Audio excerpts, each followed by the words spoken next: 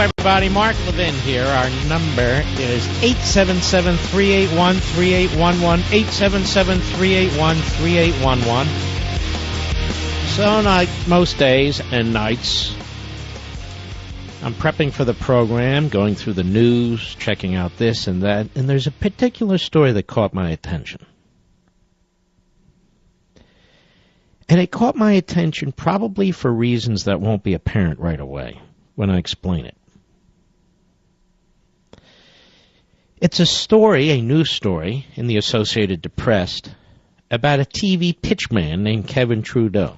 I mean, I've seen this guy on infomercials before. I just change it. You change and change it. He just pops up all the place, and he's been doing this for years. Well, he was sentenced to 10 years in federal prison for bilking customers. I said, oh, that's curious. Exactly what's going on here. And it says, best-selling author Kevin Trudeau. Mark, what's this have to do with anything? Just stay with me.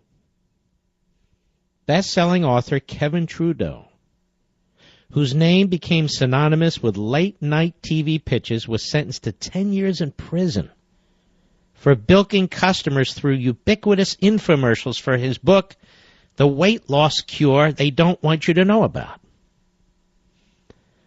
I said, 10 years in prison? As he imposed the sentence prosecutors requested, U.S. District Judge Ronald Guzman portrayed the 50-year-old Trudeau as a habitual fraudster, going back to his early adulthood. So brazen was Trudeau, the judge said, he once even used his own mother's Social Security number in a scheme. Since his 20s, he has steadfastly attempted to cheat others for his own gain, Guzman said, adding that Trudeau is deceitful to the very core. Trudeau, whose trademark dyed black hair turned partially gray as he awaited sentencing in jail, showed little emotion as the stiff sentence was handed down at the hearing in Chicago. Addressing the judge earlier in a 10-minute statement, he apologized and said he's become a changed man. He said he's meditated, prayed, read self-help books while locked up at Chicago's Metropolitan Correctional Center.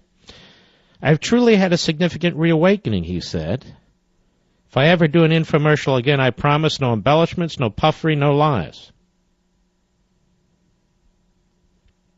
Now, the jurors convicted Trudeau of criminal contempt in November for defying a 2004 court order barring him from running false ads about the weight loss book. Despite the order, he aired the infomercials at least 32,000 times. And it goes on. I have no brief for this guy. I don't know who he is. I don't think people should lie about what it is that they're selling. I don't believe in fraud. But I do believe in justice. I do believe in equal justice before the law. So as I read this, and it goes on for another page or so, I thought to myself, this man is going to federal prison for 10 years of his life for lying about a book and for ripping off 800,000 to 900,000 people. And Barack Obama is not going to prison at all.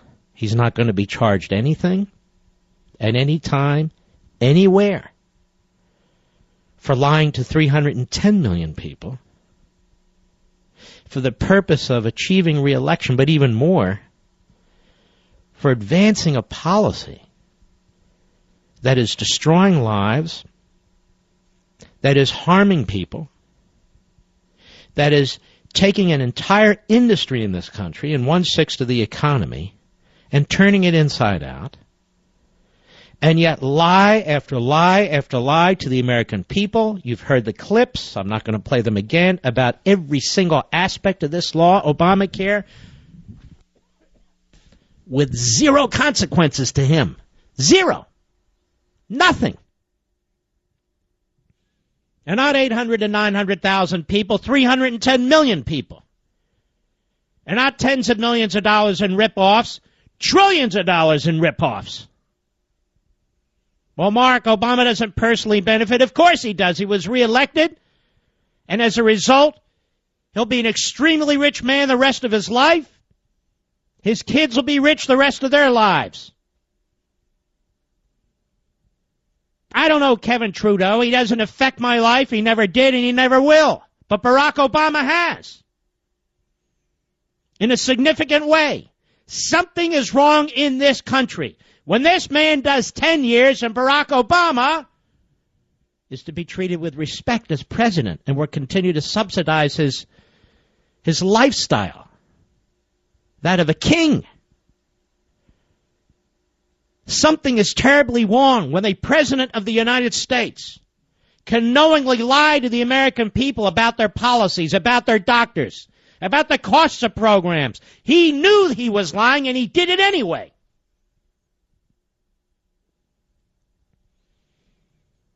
Now, my question also is this. Why is it said to be noble and even virtuous and even compassionate when Barack Obama does what he did and does what he does the way he does it through flat-out serial lies? Why is that considered a good thing in this country? Because he's advancing something, a program. And yet a judge sits there, looks down on this guy, Kevin Trudeau, and lashes into his childhood and all other aspects of his background and throws the book at him. Is that equal justice under the law? It hardly seems like it. To me, anyway. This guy, Kevin Trudeau, and his fraud is nothing even close to Obama and his fraud. It's not even close. And the thing about Obama and his fraud is it's ongoing. It's so bad that he's exercising powers he doesn't even have to continue to conceal the worst aspects of this law from you and me until after another election. Because he wants to hold the Senate and hold down his losses in the House. So he puts off the inevitable, the disasters that are coming down the pike for people who work for large companies who are going to lose their health care. Even the individual mandate, he's trying to cover up the worst aspects of that until after the midterm elections. So I ask you a question. Who's the bigger fraudster, Kevin Trudeau or Barack Obama? And is there equal justice under the law when this man does 10 years and Obama does 10 days in Hawaii?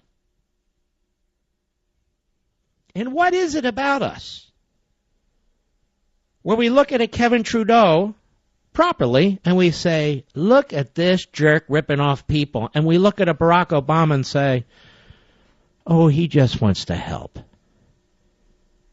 He's got compassion. He's got empathy. He's there for the little guy. When story after story of cancer patient going without and others going without because of Obama's diabolical politics and this monstrous law, which he continues to push, and the worst aspects of which he continues to put off. That, to me, is not equal justice under the law. Mark Levin.